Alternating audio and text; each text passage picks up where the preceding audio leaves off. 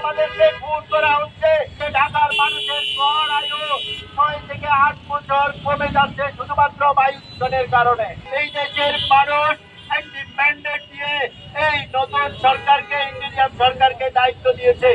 এখনো কেন আমাদেরকে রাস্তায় দাঁড়াতে হবে প্রশ্ন রাখতে চাই। প্রিয় বন্ধুরা, আমরা এখন এমন একটি সময়ে এখানে দাঁড়িয়েছি, যেই জায়গাটিতে দাঁড়িয়েছি সেই জায়গাটিতে সার্কভুক্ত 8টি দেশের ভালোর জন্য কথা বলার জায়গা ছিল, কিন্তু সমগ্র সার্কের কথা কি বলবো, আমরা আমাদের এই ঢাকা শহরকে মৃত্যুপুরে বানিয়ে ফেলেছি। আর এই মৃত্যুপুরে বানিয়ে ফেলার পিছনে আমাদের আগে যে সরকার ছিল তাদের বায়ু দূষণ নিয়ন্ত্রণ করতে যে ব্যর্থতার পরিচয় দিয়েছে, সেটি প্রধানতম একটি কারণ। আমরা দেখতে পাচ্ছি একে একে খুন করা হচ্ছে, আবারও বলছে একে একে আমাদেরকে খুন করা হচ্ছে। শিকাগো বিশ্ববিদ্যালয় থেকে 2023 সালে একটি রিপোর্ট প্রকাশ করেছিল, সেখানে বলা হয়েছে ঢাকার মানুষের গড় আয়ু 6 থেকে 8 বছর কমে যাচ্ছে শুধুমাত্র বায়ু দূষণের কারণে।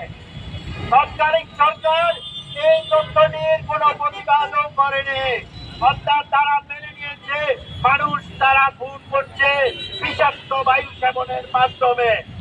এই যে আমার জীবন থেকে 8টি বছর নিয়ে যাওয়া হচ্ছে, লক্ষ লক্ষ পরিপূর্ণ মানুষের জীবন থেকে 8টি বছর নিয়ে যাওয়া হচ্ছে, এটি একটি খুন।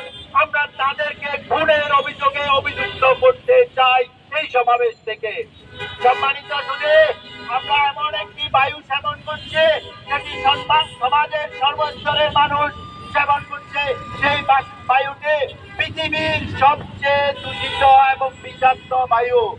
এই বায়ু সেবন আজকের যে শিশুটি করছে, আজকের জন্ম নেওয়া শিশুটি, মাতৃগর্ভে থাকা শিশুটি, প্রাপ্তবয়স্ক মানুষ, ছাত্র যুবক জনতা, চিকিৎসক, শিক্ষক, সাংবাদিক সবাই একই বায়ু সেবন করছে।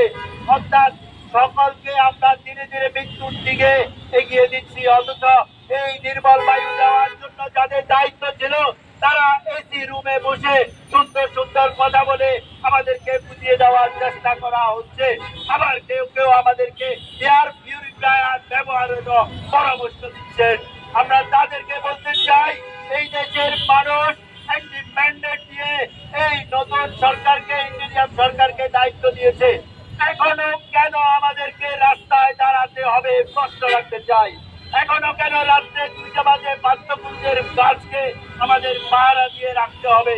এটা খুবই লজ্জাজনক, এটা অনাকাঙ্ক্ষিত, এটার আমরা তীব্র নিন্দা জানাই। এই দূষিত বায়ু সেবন আমরা আর করতে চাই না। সরকার ব্যর্থ হয়েছে। পূর্ববর্তী সরকার 15 বছরে ধারাবাহিকভাবে আমাদেরকে দূষিত বায়ু সেবন করতে বাধ্য করেছে। আমরা এখনো সেই ধারাবাহিকতা আমরা লক্ষ্য করছি।